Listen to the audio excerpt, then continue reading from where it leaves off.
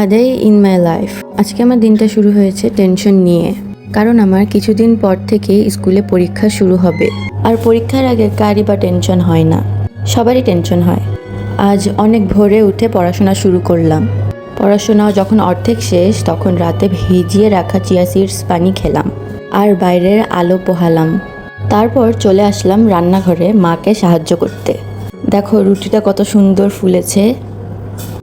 আজকে ব্রেকফাস্ট করছি গরম গরম পরোটা, সবজি, কাঁকরোল ভুনা আর উস্তে ভাজা দিয়ে। এখন ব্রেকফাস্ট তাড়াতাড়ি শেষ করে আবার পড়তে বসে যাব।